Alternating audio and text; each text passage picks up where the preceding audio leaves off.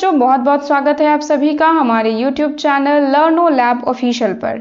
तो बच्चों, जैसा कि आप देख सकते हो, आपके सामने है क्लास 7 साइंस की न्यू बुक क्यूरियोसिटी का chapter number 5, changes around us physical and chemical. तो ये वीडियो है हमारा पार्ट 3 वीडियो, जिसमें मैं आपको कुछ केमिकल चेंजेस के एग्जाम्पल्स बताऊंगी। इससे पहले हमने फिजिकल एंड केमिकल चेंजेस के बहुत सारे एग्जाम्पल्स डिस्कशन किए थे। ओके, तो यहाँ पे टॉपिक आज का क्या है, some other processes involving in chemical changes. Chemical changes में कुछ और एग्जांपल्स है, जैसे है रस्टिंग, कंबशन। तो ये सब हम आज डिस्कशन करने वाले हैं। रस्टिंग, जिसे हम हिंदी में कहते हैं जंग लग जाना। दैट मीन्स आयरन यानी कि लोहे के सामान में आपने ऐसी ब्राउन कलर की डिपोजिशन जरूर देखी होगी। जब आप आयरन का कोई भी सामान लाते हो तो वो काफी ज्यादा शाइन करता है, ग्रेइश कलर का होता है। लेकिन कुछ टाइम के बाद जब वो आयरन ऑक्सीजन और वाटर के साथ रिएक्ट कर ले, ऑक्सीजन और वाटर के साथ रिएक्ट कर ले, तो एक ब्राउन कलर की सब्सटेंस फॉर्म होती है, जिसे हम क्या कहते हैं, जिसे हम रस्ट कहते हैं। Okay, so in the rusting of iron which you studied in chapter the worlds of metals and non metals, a new brown substance called rust is formed. तो आपने पहले ही पढ़ा है कि रस्ट फॉर्म होती है जो है न्यू एक सब्सटेंस जब आयरन ऑक्सीजन एंड वाटर के साथ रिएक्ट करता है। दस rusting is also a chemical change because it involves the formation of new substance iron oxide. तो ये जो अभी मैंने बताया कि आयरन, ऑक्सीजन और वाटर ये तीनों मिलाकर फॉर्म क्या करते हैं, रस्ट फॉर्म करते हैं। एक ब्राउन कलर की सब्सटेंस है, लेकिन उसका केमिकल नेम क्या है, आयरन ऑक्साइड है। ठीक है, अब इस प्रोसेस को, रस्टिंग प्रोसेस को हम केमिकल चेंज क्यों कह रहे हैं? इसलिए कह रहे हैं क्योंकि यहाँ पे एक नई सब्सटेंस की फॉर्मेशन हुई है, जिसे हम आयरन ऑक्साइड कहते हैं। Okay, next is combustion. Combustion का मतलब क्या होता है, जलना यानी कि आग लगना। ठीक है, बर्निंग, सिंपल लैंग्वेज में हम बर्निंग कह सकते हैं।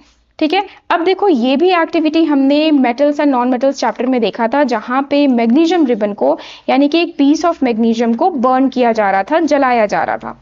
Okay, so when a piece of magnesium ribbon is burn, तो फिर क्या होता है, a new substance magnesium oxide is form. ठीक है, रिएक्शन आप देख सकते हो, मैग्नीशियम ऑक्सीजन के साथ बर्न होकर मैग्नीशियम ऑक्साइड फॉर्म होगा, साथ में हीट और लाइट एनर्जीज जो है वो रिलीज होंगी। Okay, so the burning of magnesium ribbon में भी एक केमिकल चेंज हो रही है। कैसे केमिकल चेंज हो रही है? क्योंकि एक न्यू सब्सटेंस की फॉर्मेशन हो रही है। We observe that heat and light are produced along with the formation of a new substance in this reaction. ठीक है, तो इस रिएक्शन में न्यू सब्सटेंस क्या है, मैग्नीशियम ऑक्साइड है।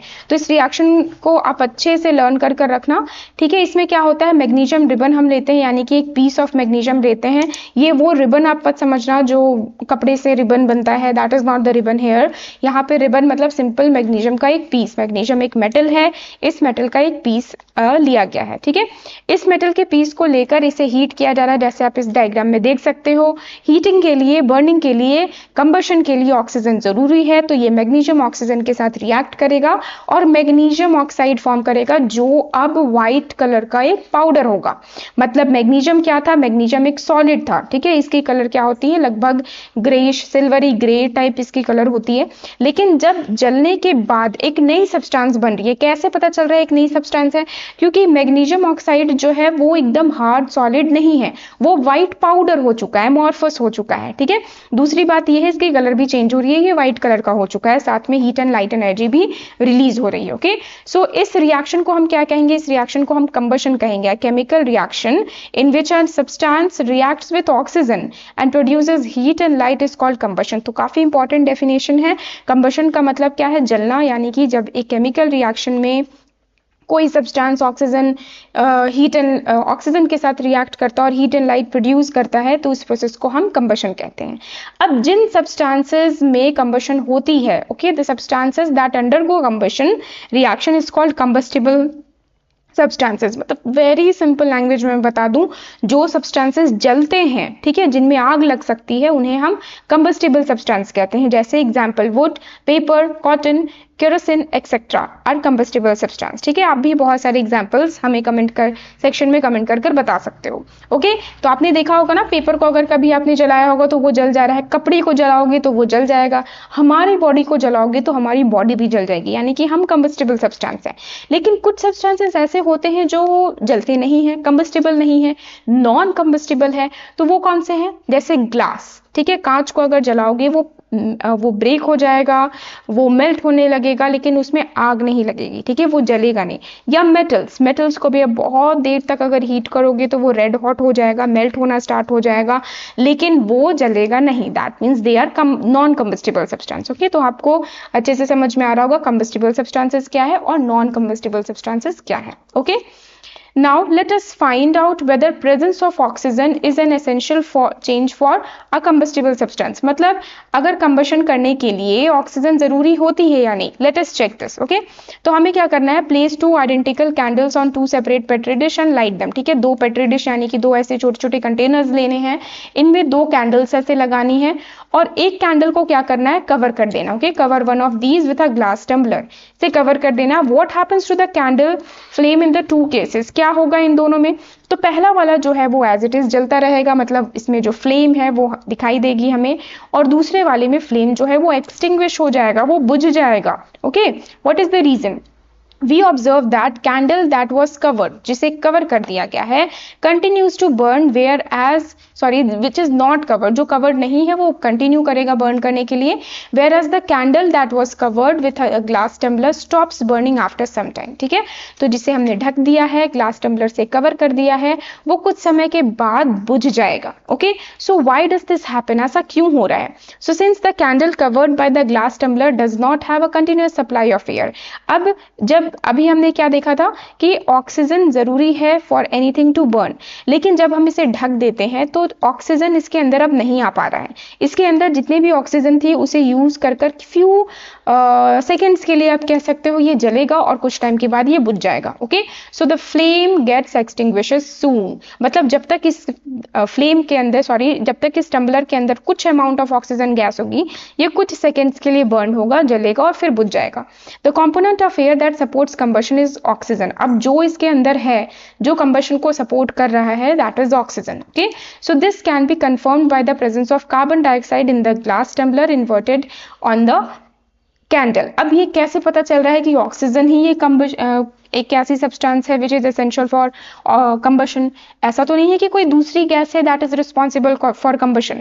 तो अब यहाँ पे टेस्ट किया गया। टेस्ट क्या किया गया, ये जो कैंडल होते हैं ना, ये कार्बन से बने होते हैं, मतलब इनका मेन कंपोनेंट जो होता है वो कार्बन है, और ऑक्सीजन जिसके साथ ये रिएक्ट कर रहा है, तो कार्बन और ऑक्सीजन मिलने पर क्या बन जाता है, कार्बन डाइऑक्साइड गैस बन जाता है। तो अगर इस टम्बलर के अंदर कार्बन डाइऑक्साइड गैस है, इसका मतलब बर्निंग के लिए ऑक्सीजन का ही इस्तेमाल हुआ है। Okay, so how can you test the presence of carbon dioxide. अब आप कैसे टेस्ट करोगे, याद करो मैंने बहुत पहले भी आपको बताया है कि कार्बन डाइऑक्साइड को टेस्ट करने के लिए हमारे पास एक चीज है, दैट इज लाइम वाटर। ये नींबू पानी वाला लाइम वाटर नहीं है, ये है वो चूना वाला पानी। ठीक है, आपने देखा होगा सफेद रंग की एक सॉलिड होती है, एक पाउडर होती है जिसे हम चूना कहते हैं। ठीक है, तो उस चूने को पानी में मिला दो, then we will get lime water. ठीक है, तो हमें लाइम वाटर कलेक्ट करनी है और फिर थोड़ी सी इस गैस को उस लाइम वाटर में डालना है, या तो फिर उल्टा भी कर सकते हो, लाइम वाटर को इस कंटेनर में डाल सकते हो। तो आप क्या देखोगे, लाइम वाटर जो है वो मिल्की टर्न हो गया। ठीक है, मतलब वाइटर हो गया। So this carbon dioxide was formed by the carbon from the wax. अब देखो यही स्टोरी मैंने बताया ना कि कार्बन कहाँ से आ रहा है, तो कार्बन इस वैक्स से आ रहा है। Okay, so this is formed, कैसे ये फॉर्म हो रहा है, carbon from the wax and oxygen from the air. Okay, so again मैं ये कंफर्म करती हूँ कि ऑक्सीजन जो है वो कंबशन के लिए रिक्वायर्ड है। ठीक है, तो oxygen is a very important component for combustion. अगर ऑक्सीजन नहीं हो तो कंबशन नहीं हो पाएगी। ठीक है, अब देखो साइंस एंड सोसाइटी में क्या बताया गया है। If a person's clothes catches fire, what is the best way to extinguish the fire. मान लो किसी के कपड़े में आग लग जाती हो, किसी पर्सन ने कोई कपड़ा पहना है और उस पर आग लग गई हो, तो आप कैसे बुझाओगे। रैप अ ब्लैंकेट और a cloth around the person. आप क्या करो, उस पर्सन के चारों तरफ ब्लैंकेट लगा दो। ठीक है, क्लोथ, मोटी सी कोई क्लोथ से उसे रैप कर दो, जिससे क्या होगा, this will cut off the supply of air. Air की सप्लाई कट होगी और फायर जो है वो एक्सटिंग्विश हो जाएगा। ठीक है, फिर यहाँ पे एक आपको सावधान भी किया जा रहा है, एक पॉइंट दी गई है कि सिंथेटिक ब्लैंकेट और cloth should not be used for to put off the fire as they can melt and stick to the skin. ठीक है, अगर सिंथेटिक ब्लैंकेट या सिंथेटिक क्लोथ से आप फायर को एक्सटिंग्विश करने जा रहे हो तो ऐसा मत करो, क्योंकि वो उल्टा और ज्यादा सीवियर हो सकता है। ठीक है, वो खुद ही जलने लगेगा। ठीक है, चलो आगे बढ़ती हूँ। फैसिनेटिंग फैक्ट्स में, नेचर्स वंडर्स में क्या बताया गया है, you might have seen some insects emitting light in a garden और a field at late evenings. जुगनू देखा है आपने, ठीक है, जिसे हम इंग्लिश में फायरफ्लाइज कहते हैं, ठीक है, तो इसकी बात की जा रही है। जुगनू ऐसे इंसेक्ट्स होते हैं जो अपने बॉडी से, ठीक है, अपने बॉडी से वो क्या करते हैं, लाइट एमिट करते हैं, मतलब वो जगमगाते हुए दिखाई देते हैं जब आप अंधेरी रात में जुगनू देखोगे। Okay, so these insects are called fireflies and their light is produced by chemical change. अब उनके बॉडी में ना एक केमिकल रिएक्शन होती है, उनके बॉडी में एक केमिकल चेंज होती है जिसके वजह से वो लाइट प्रोड्यूस करते हैं, ठीक है। This type of light production without heat in the living organisms is called bioluminescence, ठीक है। तो बहुत ही इंपॉर्टेंट वर्ड है, याद रखोगे, bioluminescence. Bio means life, life के वजह से, मतलब एक लिविंग ऑर्गेनिज्म के अंदर ल्यूमिनेसेंस यानी कि लाइट की प्रोडक्शन हो रही है, दिस इज कॉल्ड बायोल्यूमिनेसेंस, ठीक है। तो डेफिनेशन क्या बताओगे, the type of reaction in which light is produced without heat in living organisms is called bioluminescence. Hope आपको ये समझ में आ गया होगा। चलो आगे बढ़ती हूँ। Is the presence of air enough for combustion. अब देखो, क्या कंबशन के लिए सिर्फ एयर ही चाहिए, एयर के अलावा और कुछ नहीं चाहिए, मतलब अगर हम एयर दे दें तो वो जलने लगे, क्या ऐसा हो सकता है? नो, ठीक है। देखो क्या है, we learn above that combustible substance and oxygen are necessary for combustion. Combustible substance चाहिए, मतलब एक ऐसा चीज चाहिए जिसमें आग लगे, और ऑक्सीजन चाहिए जो कंबशन का सपोर्टर है, तभी जाकर कंबशन हो सकती है। We also know that paper is a combustible substance, but we can keep it in air for any length of time without it catching fire. एक पेपर फायर कैच करता है, ठीक है, और उसे हम एयर में रखते हैं, तो क्या इसमें आग लग जाती है? जैसा अभी हमने कहा ना कि कंबस्टिबल सब्सटेंस चाहिए और ऑक्सीजन चाहिए आग लगने के लिए, तो पेपर एक कंबस्टिबल सब्सटेंस है और इसे हम हवा में रखते हैं जिसमें बहुत ज्यादा ऑक्सीजन है, तो क्या इसमें अपने आप आग लग जाती है? No. What else is needed to start combustion? तो combustion के लिए और क्या जरूरत है, ठीक है। तो चलो इस एक्टिविटी को परफॉर्म करते हुए हम देख रहे हैं कि और क्या जरूरत है, ठीक है। एक फिर से आपको सावधान किया जा रहा है, एक पॉइंट दी गई है कि ये एक्टिविटी आपको अपने टीचर के प्रेजेंस में या किसी एडल्ट के सुपरविजन में ही करनी है। ओके, चलो आगे बढ़ती हूँ मैं। Hold a piece of paper with a pair of tongs and bring a lighted matchstick to it. एक piece of paper लाओ, ठीक है, और एक matchstick, जलता हुआ एक matchstick लेकर आओ। It quickly catches fire. ये तुरंत फायर कैच कर रहा है। Do we say that we need a fire to start burning process? मतलब क्या किसी चीज को जलाने के लिए क्या कुछ जलता हुआ चीज जरूरी है, यानी कि एक फायर लगाने के लिए फायर की जरूरत पड़ती है? तो एब्सोल्युटली ऐसा होता है। Take another piece of paper using a magnifying glass, focus the sun rays to make the smallest and brightest spot on the paper as shown and hold it for some time. अब देखो आपको क्या करनी है, मे भी आप में से बहुत कोई ने ये एक्टिविटी घर पर ट्राई किया होगा। इसमें आपको क्या करना है, एक मैग्नीफाइंग ग्लास लेनी है, ठीक है, और एक पेपर लेनी है, पतली सी पेपर लेनी है, और सन के लाइट में इसे इस तरह से फोकस कर रखना है ताकि ये जो सन की लाइट यहाँ पे पड़ रही है ना, ये सबसे छोटी यहाँ पे एक स्पॉट बने, मतलब गोल जो है ये सर्कल, ये सबसे छोटी बने और सबसे ब्राइटेस्ट बने, ठीक है। आपको इस तरह से फोकस करके कुछ मिनटों के लिए रखना है, ओके, कुछ मिनट्स के लिए रखना है। What do you observe? आप क्या ऑब्जर्व करोगे? We observe that the paper starts to emit smoke, धीरे धीरे उस पेपर से जलने की स्मेल आने लगेगी, and then catches fire and finally उसमें आग लग जाएगी। Thus we find that a substance even burn without catch fire. इसका मतलब फायर लगाने के लिए फायर की जरूरत नहीं है, बिना फायर के भी सब्सटेंस पर आग लग जाता है। लेकिन ये ऐसा कैसे हो रहा है? How do we explain this change? क्या हम जब धूप के नीचे खड़े रहते हैं, हम सन के लाइट के नीचे खड़े रहते हैं, तो क्या हम पर भी आग लग जाती है? ऐसा तो नहीं होता। हम कपड़े सुखाते हैं सन के नीचे, क्या उसमें आग लग जाती है? ऐसा तो नहीं होता। तो फिर इसमें क्या प्रोसेस है? तो reason is that focusing sun rays on a paper heats it. Focusing करना, ठीक है। हमने देखो यहाँ पे एक छोटी सी स्पॉट बनाई, और ये ऐसी स्पॉट है जो काफी छोटी होनी चाहिए और ब्राइटेस्ट होनी चाहिए, स्मॉलेस्ट एंड ब्राइटेस्ट। मतलब हम क्या कर रहे हैं, सन के रेज को फोकस कर रहे हैं, ठीक है। मैक्सिमम सन का रेज जो है, मतलब ढेर सारे सन के रेज जो है वो एक छोटे से पॉइंट में चेंज हो जा रहा है, ठीक है, जिसके वजह से ढेर सारे सनरेज की जो हीट होगी वो बस एक छोटे से पॉइंट में आ जाएगी। ठीक है, तो इमेजिन करो कि ये सन है, सन से बहुत सारी रेज निकल रही है और ये एक छोटे से पॉइंट पे आके कंसेंट्रेट हो रही है। ठीक है, छोटे से पॉइंट पे आके गिर रही है। So the temperature of the paper increases with time, जिसके वजह से पेपर की टेम्परेचर बढ़ जाती है। ठीक है, after some time the paper become so hot that it starts burning, और वो इतना गर्म हो जाता है कि वो खुद ही जलने लगता है, खुद ही जलने लगता है। ठीक है, खुद ही ये प्रोसेस नेचुरली होने लगती है।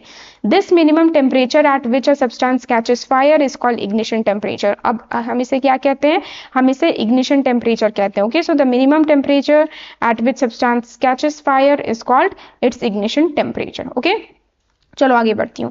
Since the temperature of the lighted match stick was already higher than the ignition temperature of the paper, it can caught fire almost immediately. ठीक है, अब देखो लाइटेड मैच स्टिक में क्या होता है, उसमें आग ऑलरेडी लगी होती है, मतलब वो हायर टेम्परेचर का होता है, जिसके वजह से पेपर में तुरंत आग लग जाती है। लेकिन इस केस में क्या होगा, इसे गर्म होने में थोड़ा टाइम लग रहा है, जिसके वजह से थोड़े टाइम के बाद ये जलने लगता है। Okay, so we conclude that for combustion 3 requirements are there. ठीक है, तो कंबशन करने के लिए, किसी चीज को जलाने के लिए 3 रिक्वायरमेंट्स की जरूरत होती है।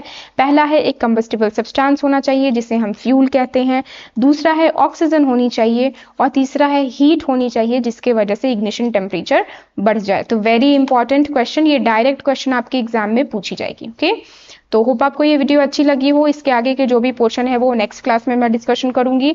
तो वीडियो को लाइक जरूर करें और सब्सक्राइब कर दें हमारे चैनल लर्नो लैब ऑफिशियल को, और भी ऐसे वीडियोस के लिए। So thanks for watching.